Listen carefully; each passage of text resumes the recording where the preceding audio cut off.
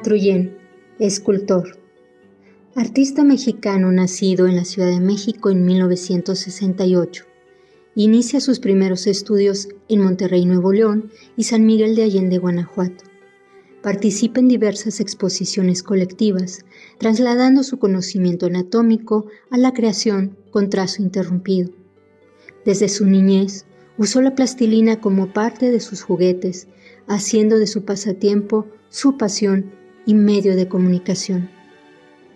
Dan Truyen, con su obra, busca la manifestación del alma a través de la materialidad que se da en la mezcla de resinas y materiales diversos como el bronce o las arcillas, tan terrenales y tácitos que forman el vehículo para capturar la fragilidad del cuerpo humano como animal en su transición efímera, sucinta y breve en el tiempo.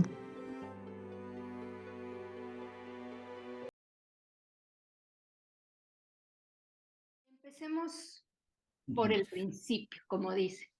Déjame darte las gracias por esta invitación, Vianey, por el viaje de Vini. Es un placer estar con tu auditorio. Muchas gracias.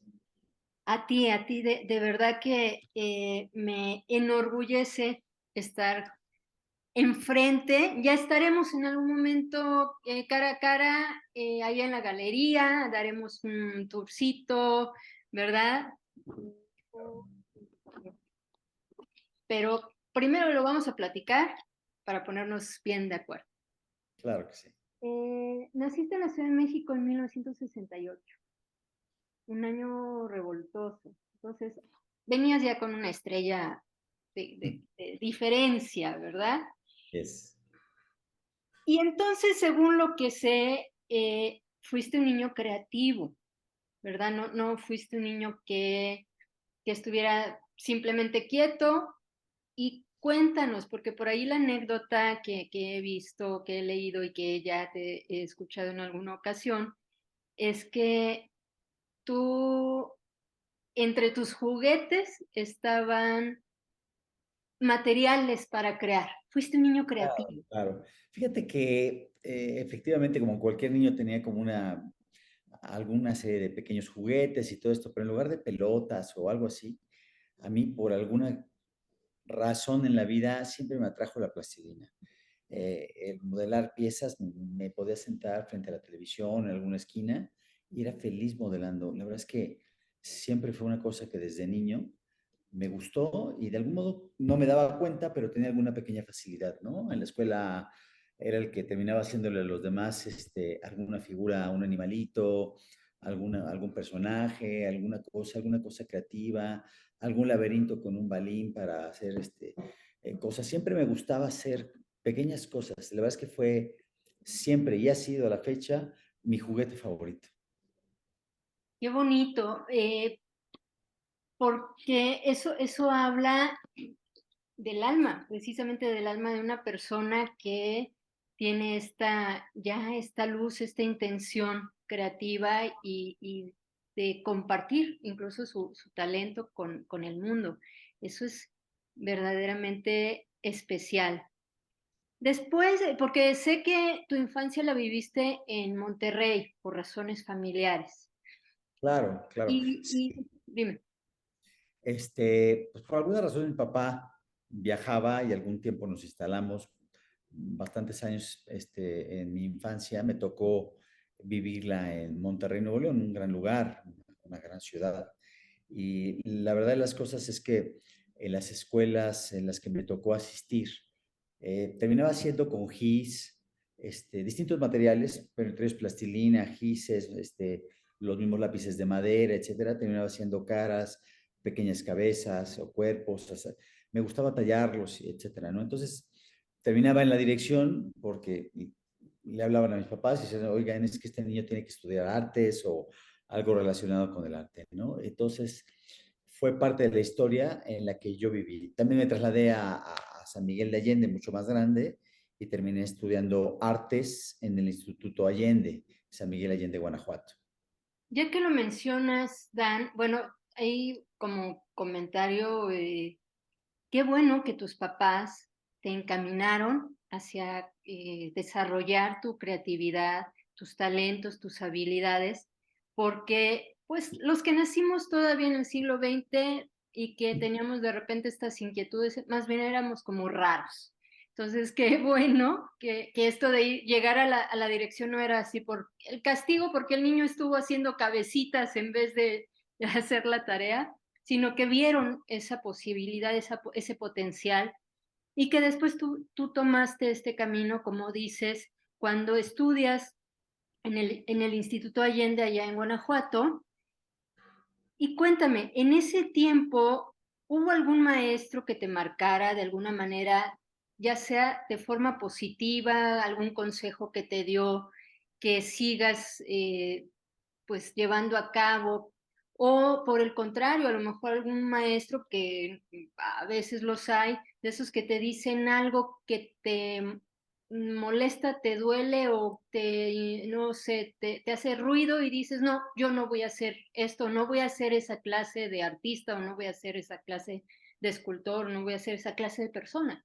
¿Hubo algún Claro. maestro que te marcara con algún consejo o alguna, no sé? Fíjate que es curioso, en paz descanse el profesor Méndez del Instituto Allende, en algún momento me insistía porque empecé a trabajar figuras un tanto cuanto modernistas, ¿no?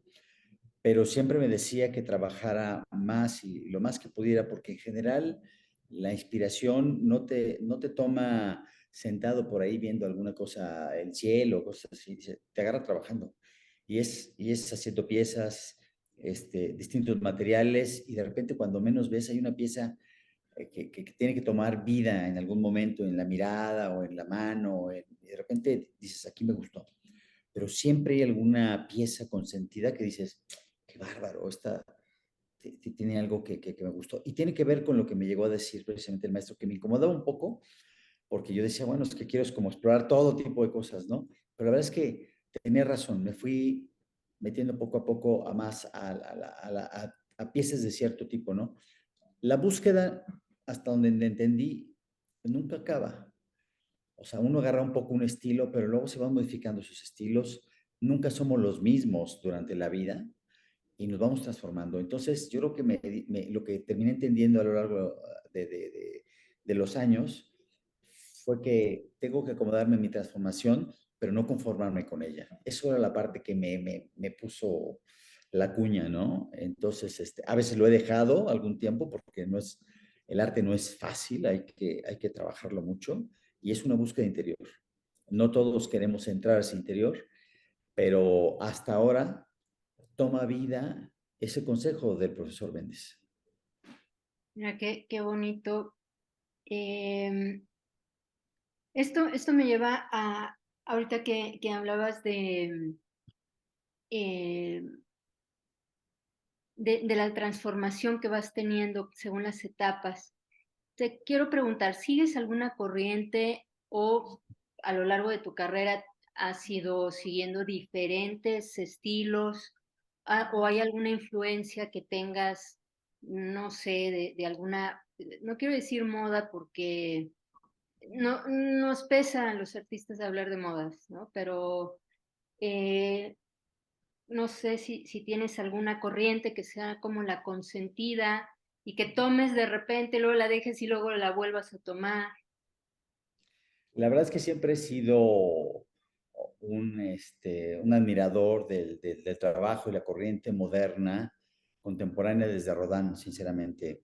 Okay. Vino a romper muchos esquemas y la verdad es que es algo que me gusta mucho, esa parte no acabada de Rodin y a través del pensador y otras piezas hermosas que le otorgó a la humanidad y que fue partiendo desde los desnudos, la forma de presentación, inclusive el mensaje, todo el manifiesto que lleva la cultura de Rodin, es parte de lo que a mí me termina gustando, ¿no? Hoy día, actualmente admiro mucho, evidentemente lleva mucha carrera los hermanos Marín, que es una parte que me puede encantar, pero hay muchos, es parte de una mezcla de clásicos, porque la verdad es que no hay nada nuevo bajo el sol. La verdad son corrientes clásicas griegas y romanas de las que seguimos, a las que les imprimimos un poco de nuestro toque personal. no sea exclusivo ni de Javier Marín o de Jorge Marín o de alguien en particular. Me gusta Elizabeth Thierry, de una francesa que lleva un rasgo muy desgarrado de sus piezas, muy natural, muy orgánico. La verdad es que busco en ello esa contemporaneidad. A través de mis piezas trato de darles ese pequeño toque, pero es mi búsqueda personal. Ya. De hecho, respondiste dos preguntas en una, me adelantaste una que quería hacerte, que era precisamente qué escultores te gustaban, ya fuera mexicanos o extranjeros, pero esto me lleva a pensar en que tu obra, por lo que yo he podido ver y percibir, desgraciadamente no en vivo, no tocándola, pero he podido ver en las imágenes, eh, que refleja emociones. No es una escultura, y creo que esa es una de las cosas que más me motivó a decir, sí quiero platicar con este hombre, porque no es una escultura estática, y o sea, no son esculturas estáticas o que, como platicábamos en algún momento, ya en otra ocasión, como las piezas que hay en las plazas de Querétaro, que son estas escenas cotidianas de alguien leyendo o alguien jugando en la fuente, o que son como del día a día, pero digamos como muy, de expresión muy común como más cercana a la gente del diario. Tu obra refleja emociones a través de expresiones de los rostros, del movimiento del cuerpo.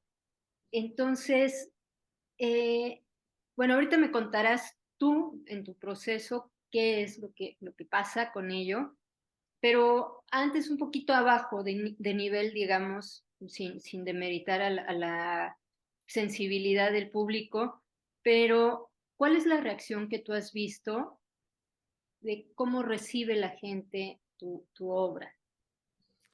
Es una gran pregunta, porque la verdad es que yo creo que lejos de una crítica severa o de la gente que conoce, este, o la del museo o la gente culta, estas cosas, francamente me ha tocado la exhibición pública cuando he tenido piezas en plazas públicas o algo así.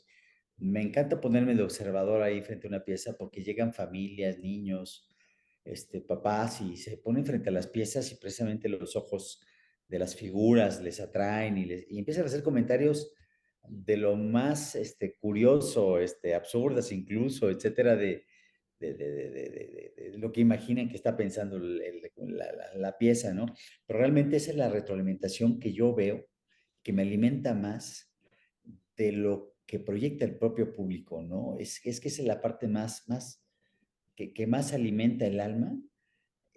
Ya una vez que a un espectador se detiene a verla y tratar de observarla como si fuera un ser vivo, ya se genera arte, ya se genera un intercambio de energía maravilloso y realmente es la parte que me gusta, escuchar lo que dice la gente, las propias introyecciones que la gente transmite al hablar y hablarle a su compañero y está triste, no, está enojado, lo hicieron enojar en su casa y dicen cosas muy curiosas, pero la verdad, los niños son los más naturales, me encantan, pero esa es la parte que me gusta. La obra pública, evidentemente la obra pública requiere de formatos más grandes, Claro. y, pero es la obra que más me atrae y que me deja más. A pesar de ser arcilla, bronce u otros materiales, Resina. eh, resinas que utilizas en tu obra, justo lo acabas de decir, tu obra lleva vida, tiene vida desde lo que tú le estás introyectando y como dices también lo que recibe el público, la gente que las ve. Me parece que lo mismo en formato más pequeño que en gran formato. ¿Cómo te inspiras, Dan?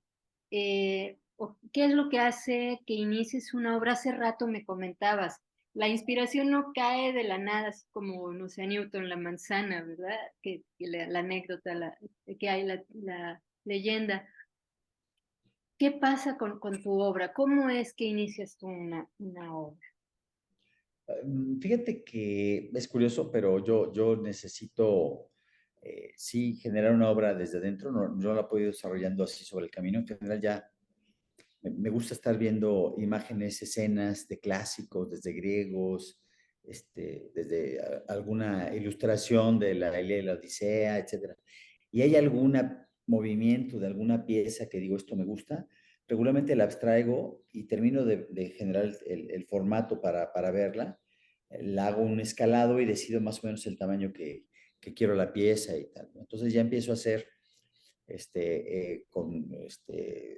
con herrería, hago alguna estructura particular con el esqueleto para soportar la pieza, que es básicamente la parte más fuerte, y después la voy rellenando básicamente con estopa, algunas piezas, les pongo cinta para darle un poquito de volumetría y después la voy, con plastilina caliente, la voy rellenando y le voy dando forma.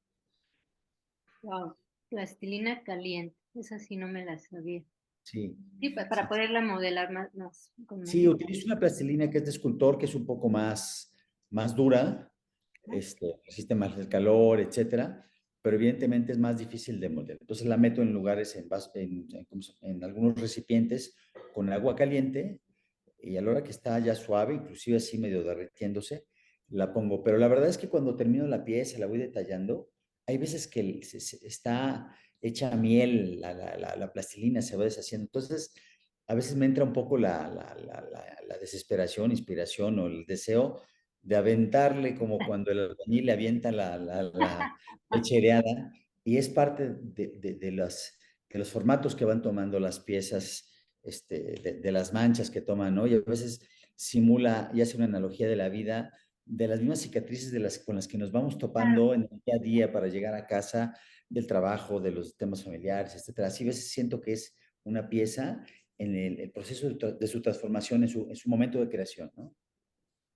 Oye, y ahorita que decías que tienes como una especial inclinación por el gran formato, creo que particularmente en tiempos recientes, ¿es diferente este proceso que nos acabas de contar? ¿Es igual para todas las piezas o cambia con el tamaño de la pieza? Evidentemente, las piezas de más formato requieren de una planeación mucho mayor respecto de la estructura, ¿no? Yo sé y he tenido que aprender a soldar con Wow. la parte de los procesos. Me apoyo evidentemente con especialistas que ya cuando son piezas que hay que tener las bases un poco más fuertes, pues pido ayuda a varios personas que son especialistas, herreros, resineros, porque una vez que termino la pieza necesito una gente que lo transporte con cuidado y lo llevamos a un lugar donde tenemos que hacerle los moldes, me apoyo en los resineros, luego los chicos, si es en bronce, se tiene que hacer a la cera perdida. El estilo de la cera perdida es un estilo que se sigue llevando desde Leonardo da Vinci para hacer las esculturas.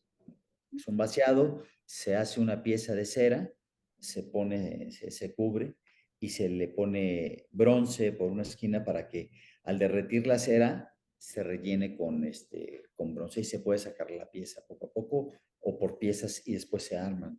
Se lleva exactamente el mismo estilo de trabajo que hace 500 años o Ya, más. ¿y eso le da alguna textura en particular, que sea la No, cera? no necesariamente. No, no, no. La cera básicamente es el formato con el que ya Ah, de tenemos la acuerdo. pieza, ¿no? El Primero molde. hacemos la plastilina, luego se hacen los moldes, se hacen unas piezas de cera, se vuelven a cubrir en otro contramolde y luego se utiliza el bronce. En algunos casos lo que utilizo por facilidad, por movimiento, para presentación o para alguna galería, algunos lugares, utilizo resinas. Son más ligeras. Está muy de moda por el tema de colores y texturas que se le pueden llegar a la resina, aunque es un producto muy sintético, un poco plano. El mezclarle cosas, utilizo sal de mar o algunos otros tipos de ingredientes para darle carga Ajá. y y me puede dar un texturizado diferente. Entonces, pues eso me ha enseñado parte de los procesos en la necesidad de cambiarlos y modificarlos y entender cómo va a reaccionar las resinas. Hay resinas epóxicas que son más caras. Utilizo resina poliéster regularmente, pero me da con distintas texturas y cargas, que es lo que me da las distintas presentaciones que luego tengo. Wow. Esto me lleva a imaginarme o a tratar de imaginarme, y tú me contarás, ¿cómo es un día de trabajo en tu taller? ¿Cómo nos que te digo que ya está apalabrado porque tú me invitaste ya Claro. a ir a tu taller un día de estos ahí en Querétaro. La parte que más me gusta es cuando estoy ¿cómo se llama? En casa, pongo una pieza y me pongo a modelarla con plastilina. Esa parte es la que más me gusta. Pero tengo otras partes del proceso donde yo estoy soldando, haciendo la estructura, el dibujo, viendo las escalas y viendo qué necesidades tengo para ir haciéndolo. Este, poniéndolas, calculando todas las bases, los materiales, irlo rellenando, etcétera. Esa es la parte que hago en otra parte de taller. Y ya una vez que está hecha, es cuando llega esa parte que me embeleza un poco de ir poniendo la plastilina caliente y modelándola, que es la parte que me enamora más de esta parte del trabajo, ¿no? Ya. Entonces, eh, qué sucede en tu taller? ¿Tienes música? ¿Estás en silencio? Platicábamos, ¿no? Del proceso creativo Sí, de los artistas. Te comentaba yo de la ocasión que tuve de conocer a Spencer Tunick, que antes de su fotografía está totalmente en silencio, callado y no te le puedes acercar. Y ya después de que toma la foto, venga la fiesta y ya platica claro, y más. claro. ¿Tú cómo trabajas en el taller? ¿Puede entrar la gente, tus colaboradores, o te pones así con tu cenital? ¿Qué es lo que hace? ¿Qué hace Dante? Fíjate que sí, me pongo un café, un poco de agua, etcétera. A veces pongo un poco de música al radio, pero la verdad es que tiene que ser un poco suave, porque en la parte del proceso donde estoy planeándolo, sí tengo que ser muy concentrado para ver Ajá. exactamente qué quiero, las medidas, el tamaño, formato, materiales y todo esto. Y entonces, ya me voy soltando. Yo una vez que tengo el proyecto, que ya tengo más o menos las cosas, voy soltando un poquitito el alma y entonces ya me vengo a un lugar un poquito más cómodo, que me gusta. A veces pongo un podcast o un poco el radio, etcétera, y estoy trabajándolo, ¿no? Ya me suelto, ya con un poquito más de música y tal. Pero la parte inicial regularmente sí la tengo más estricta y necesito como más silencio, más concentración Ok. para centrar parte de las búsquedas. Y ya el proceso, ya me pongo a hacer una mezcla entre el sonido, el descanso, el café, admirar la pieza, darle vueltas, seguirle, y así la disfruto. Siempre me ha llamado la atención eso del proceso de los artistas, muy interesante cómo se toman su tiempo y como dices tú, como es algo que va de adentro hacia afuera, es el momento de cada quien, cómo van incluso viviendo la obra que van creando. Porque no sé si a ti te pasa, pero a lo mejor hay momentos en los que ves tu obra, o sea, un día la estás armando, estás metidazo, como dices, con la plastilina y demás, y al otro día te pasó algo y te despiertas de malas y la ves y dices, ay, ya no me gustó cómo me quedó la nariz, no sé si de Sí, sí, sí, sí, sí. Sí, hay veces que inclusive amanezco, estoy empezando como a trabajar y digo, voy a hacer un poco de ejercicio, voy a recoger un par. Veo la pieza que estuve trabajando mucho el día anterior hasta tarde y luego me empiezo a meter, no le voy a cambiar y de repente me meto y y digo, ching, ya dejé toda la mañana y me puse a trabajar desde muy temprano, apenas amaneciendo, para, tienes como la sensación fresca de una nueva mirada de otro día, ¿no? Y entonces efectivamente te pasa mucho eso, ¿no? Que dices, no, la nariz, no, así, el ojo, la expresión, un poco más de movimiento, el músculo, y entonces te vas, así te vas. Hasta que paras un poco y dices, tengo que hacer las cosas, hay que desayunar, hay que hacer un par de temas, Claro. el aseo, lo que tú quieras hacer, propio y tal, y después retomas, ¿no? Pero sí, demanda muchas cosas porque evidentemente hay que estar buscando piezas, luego hay que hacer un poco de marketing cuando ya tienes alguna pieza, un poco de Claro. redes. Es complicado porque sí hay muchas facetas en el área del artista donde hay que cubrirlas todas.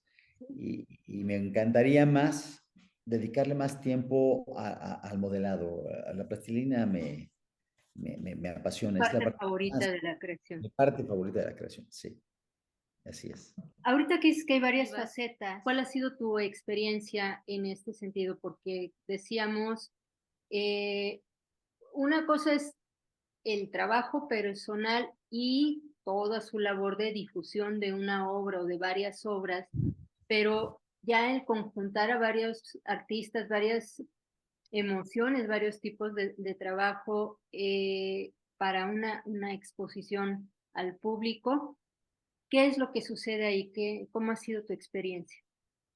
Pues la verdad es que veo que sinceramente este trabajo es de mucho respeto porque también no solo es el tema del artista, lo que son los promotores, curadores, todo ello tienen un trabajo bien importante, particularmente de difusión. Dependemos mucho unos de otros. Yo trabajo con Exponarte, trabajo con Salamarte también, pero Érico Farri, que ha sido mi representante, lo veo trabajando en muchas áreas. Una de las exposiciones el año pasado que fueron muy bonitas fue la de Jajatlaco en Oaxaca, pero me gustó mucho en Chimalistac, que hubo en Casa Viva, una exposición donde fue muy vibrante porque fueron pues muchas personalidades de la televisión, pues artistas, algunos cantantes, etcétera. Entonces se convivió y son eventos culturales muy interesantes. La verdad es que ahí transcurre mucha gente que le gusta disfrutar del arte, que hace arte y de distinto tipo, porque evidentemente, pues, gente de danza y bueno, había performance, había música. La verdad es que son eventos muy lindos. Fue uno de los que más me ha gustado, particularmente el año pasado en Chimalistá con Casa Viva. ¿Tienes alguna pieza consentida porque te haya costado más trabajo o porque fue en un momento especial en tu vida o porque, este, no sé, a lo mejor te la pidieron para algo y de pronto no salió, o sea, la dejaste más bien para ti, dijiste, no, esta no la vendo? ¿Tienes alguna pieza así? La verdad es que yo creo que un poco como pasa como los hijos, ¿no? Ves cada pieza y te acuerdas del momento que viviste, el momento de su concepción, de su proceso, de su terminación, distintos formatos. Hay formatos que sí me gustan más de cada una de las piezas, cada una tiene algún color, un terminado que pueda traerme un poquito más de cada una de ellas, ¿no? Algunas sí en particular no, porque van cambiando de tamaño y tal. En su momento, la última es de las que luego me termina trayendo más. Hay una que, de una cara chica que con una mirada enigmática, que le llamo Coquette, creo que es la que está un poco en medio, Ya. este, que me gusta un poco la mirada, pero la verdad es que todas las disfruto en su momento, inclusive los conjuntos los voy viendo, los cuerpos completos también son parte que me gusta mucho. Quiero presentar algunos aquí en el Museo en Querétaro pronto, pero hay piezas pequeñas también de bronce que se me hacen muy de piezas así para tener en alguna sala, en algún lugar así que son muy disfrutables. Este, pero te digo que el formato mediano y grandes me van atrayendo más. Va variando. Y la última que voy haciendo es de la última que estoy más enamorado casi siempre. Ya, como ocurre con las parejas, ¿no? Oye, Claro. sí, pues el amor de mi vida, no, pues el amor de mi vida es el actual, ¿no? Sí, Es muy tramposo eso, en así es. realidad. Bueno, primero tiene que estar uno, obviamente, pero ¿te cuesta trabajo desprenderte de algunas piezas? o sí la sabes vender? Porque generalmente los artistas no nos sabemos vender, no nos enseñaron eso en la escuela. Eh, entonces, bueno, a lo mejor ustedes más, porque sabían que en la plástica, pues en algún momento hay que venderla. Claro. ¿Te cuesta trabajo Y desprenderte? fíjate que yo creo que a todos nos cuesta trabajo porque siempre le damos algo de nosotros mismos y se va con cada pieza. Este, eh, pero también es un gusto que la pieza se mueva, que participe de alguna plaza, algún jardín, alguna casa, algún propietario. La verdad es que es satisfactorio verlas irse, sí duele un poco, este, es un poco inquietante también. Por ejemplo, me tocó ver partir un par de piezas en una subasta en Pachuca,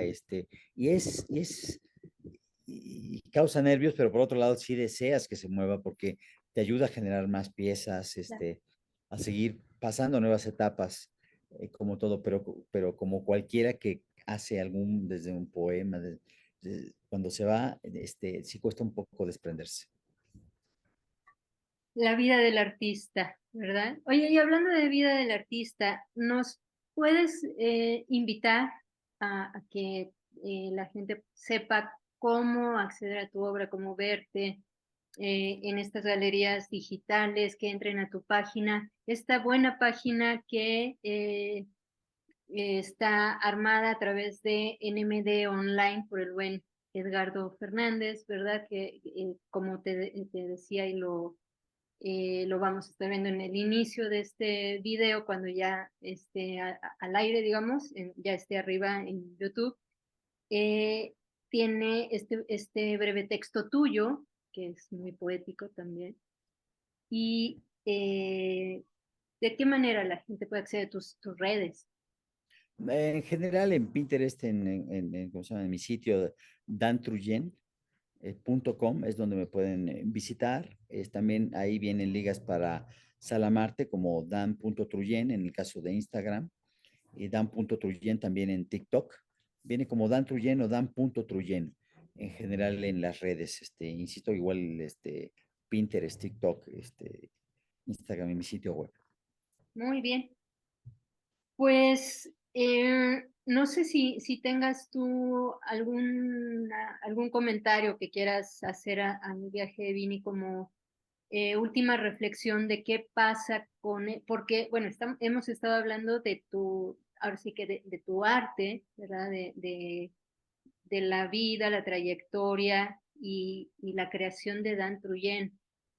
Pero en medio de ese quehacer individual y de que ya platicamos también del caso de las exposiciones colectivas, ¿tú cómo ves este momento y que decíamos, estamos grabando precisamente el Día Internacional del Arte? ¿Cómo ves en general el panorama artístico en nuestro país y en el mundo desde tu propio, ahora, como decía Mafalda, ¿verdad? Desde mi propia sillita? ¿Cómo lo sientes? La verdad es que hoy como nunca existe una gran cantidad de artistas y hay una gran propuesta artística. México hay gran cantidad de artistas emergentes y afortunadamente como nunca también tenemos plataformas. Yo lo que invito es a los jóvenes a seguir manifestándose, haciendo, creando, porque creo que es la parte en la que podemos realmente tener nuestro momento y presencia en este mundo.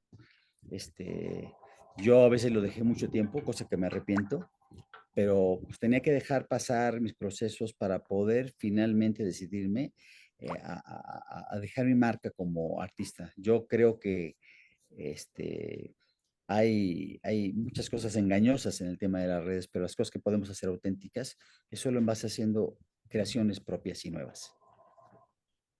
Antes de irnos, porque me acabo de dar cuenta que me faltó una pregunta muy importante que quiero hacerte, particularmente a ti, que además tienes eh, cubriéndote las espaldas a tu obra. ¿Por qué la figura humana, Dan? ¿Por qué te inclinas a decir eso? Decías que cuando estudiaste arte en Guanajuato, por ahí, te aconsejaron que siguieras una suerte de seguir tu instinto, ¿verdad? De que eso te llevara a la creación, pero ¿qué es lo que te lleva a la figura humana?